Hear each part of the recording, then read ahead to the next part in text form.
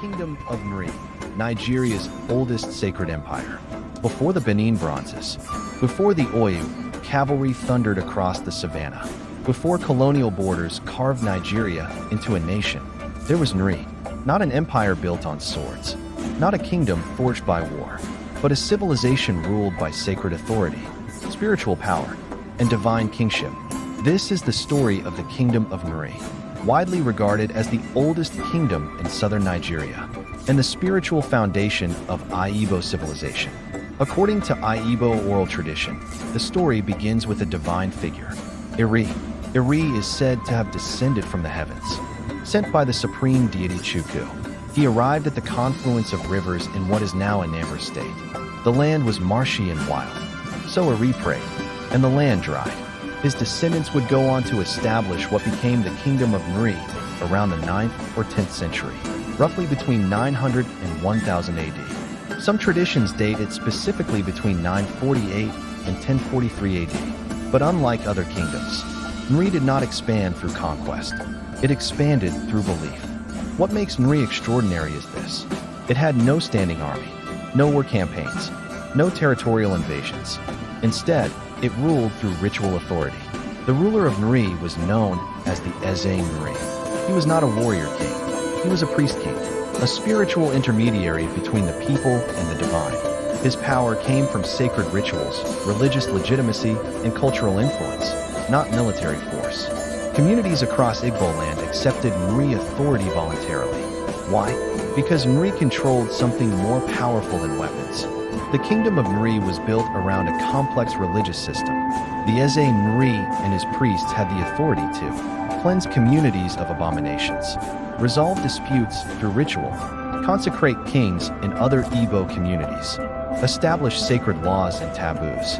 One of the most powerful roles of Nri priests was the ritual purification known as Ikpu Alu, cleansing the land of moral or spiritual pollution. This gave Nri enormous influence across Igboland. Communities sought Nri's approval. Rulers sought Nri's blessing. Without it, legitimacy was incomplete. In this way, Nri became the spiritual heart of Igbo society. Though deeply spiritual, Nri was also organized and economically active. It played a major role in long-distance trade networks, agricultural innovation, notably yam cultivation, bronze and metal craftsmanship, cultural standardization of Igbo rituals and calendar systems. Archaeological discoveries in Ukwu, near Nri, revealed astonishing bronze artifacts dating as far back as the 9th century. These objects show sophisticated metalworking skills, comparable to any civilization of the time. This was not a primitive society. This was a refined and structured civilization. Unlike centralized monarchies like Benin or Oyo, Igbo society is often described as decentralized. But Nri functioned as a unifying spiritual center. Its authority was subtle. It did not impose. It influenced. This political model was revolutionary. Power without domination. Authority without violence. Influence without conquest. Few ancient kingdoms in world history operated like this. The Kingdom of Nri endured for nearly 1,000 years. But by the 18th and 19th centuries, external pressures began to weaken its influence. The Atlantic slave trade disrupted traditional systems. New power structures emerged.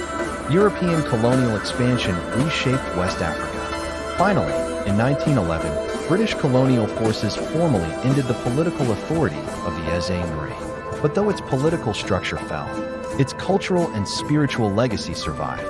Today, many Igbo traditions trace their roots back to Nri. Ritual purity laws, sacred kingship concepts, cultural festivals, calendar systems, social taboos. Nri laid the foundation of Igbo identity. It proved that civilization does not require conquest to thrive. It proved that power can be moral, not military. It proved that spiritual authority can shape an entire region for centuries. When we speak of ancient empires, we often think of armies, battles, and bloodshed. But the Kingdom of Nri tells a different story. A story of sacred leadership, of cultural influence, of a kingdom that ruled without war. Long before Nigeria became a nation, Nri had already shaped its soul. And perhaps its greatest lesson is this.